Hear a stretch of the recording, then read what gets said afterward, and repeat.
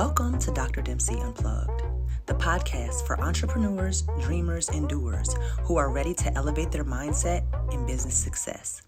Hosted by me, Dr. Angelica Dempsey. This show is all about breaking through mental barriers, stepping into your potential, and turning your vision into reality. Whether you are launching a business, scaling your brand, or simply looking for motivation. Each episode is packed with actionable insights, expert strategies, and raw conversations to help you thrive. Tune in weekly to unlock the mindset shifts, productivity hacks, and success habits you need to win. Hi, in today's episode, we're going to talk about visibility, why it matters, and how to show up. Visibility is not just about showing your face, it's about showing your values. Fear of judgment, perfectionism, and imposter syndrome are some of the reasons that a lot of people are afraid to show themselves. Some common visibility blocks include feeling like you're not good enough, comparing yourself to industry leaders, worrying about what friends and family members will think, over-planning and never launching. My goodness, this is one that I have experienced myself. Oh my gosh, yes. Being overwhelmed by showing up everywhere. So let's redefine what visibility really looks like. Consistency versus intensity. You do not need to post every single day to be impactful. Authenticity over algorithms. Speak to people, not to platforms. Choose your lane. Pick one or two platforms that are aligned with you. Let's talk about the Purposeful Visibility Framework. It's the 5 C's. It starts with clarity. Know what you're here to say. Connection. Speak to your ideal audience. Confidence. Take imperfect action. Consistency. Build a rhythm that works for you. And conversion. Turn presence into purpose with clear offers. They are practical tips for visibility without burning out. Okay, so let's get into it. A real talk conversation about me and how I shrank during moments where I didn't really want to have much visibility because of the level of discomfort that I had. I am a therapist, I am a doctor, but I'm a little bit different in that realm. I don't really consider myself to be that stereotypical, oh my gosh, so this, so that, I'm an athlete, I'm a baller, I love to play sports, I am a gym rat, I live in the gym. I do things that aren't necessarily super stereotypical.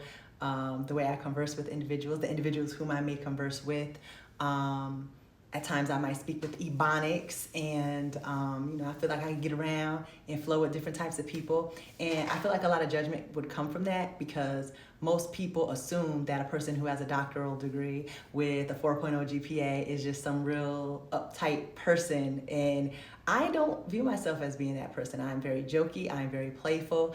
I like to box. I like to wrestle. I like to do a lot of tomboyish things. I grew up like a tomboy. So my story is a little bit different than the individuals who I've met. And I feel like I've experienced quite a bit of judgment for that reason.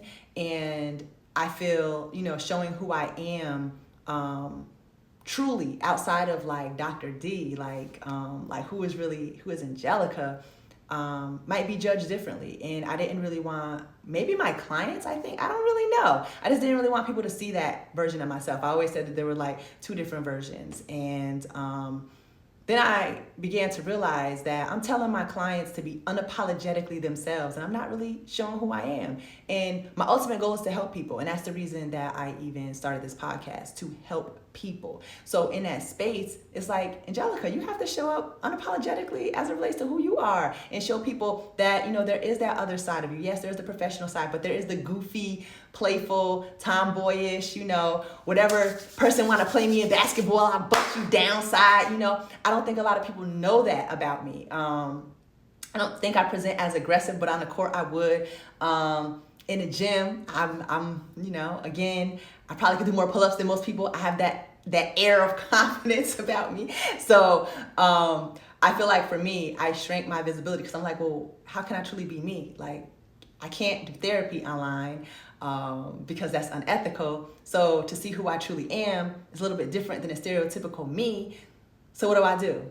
I shrink. And I discourage people from doing that. Please be authentically yourself as it relates to visibility, because you know what? People connect to that. They like to see the real you.